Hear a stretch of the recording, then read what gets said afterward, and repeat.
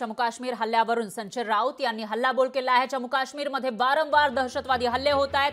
कलम 370 हटवल्यापासून परिस्थिती बिघडल्याचं राऊत म्हणाले। मोदी शहा सत्तेत बसण्याचे लायक नाही असंही राऊतांनी म्हटलेलं आहे। तर पंतप्रधान मोदींना विदेशात राहायला आवडतं असंही राऊत म्हणाले।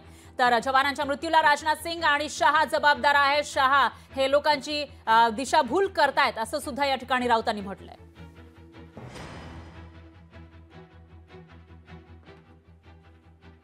आज 5 जवान शहीद झाले, त्यातला एक जवान हा महाराष्ट्रातला अकोल्याचा आहे। आपल्याला माहित असेल वारंवार हल्ले होतात। देशाचे गृहमंत्री अमित शहा या देशाला भ्रमित करतायत, खोटं बोलतायत की जम्मू काश्मीरची स्थिती नियंत्रणाखाली आहे, तिथे शांतता नांदते।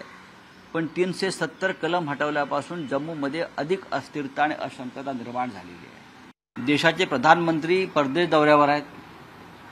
शपथ घेतल्यापासून ते कधी इटलीला असतात, कधी ग्रीसला असतात, कधी दुबईला असतात, कधी रशियाला असतात आणि देशातले आमचे जवान हे शहीद होत आहेत।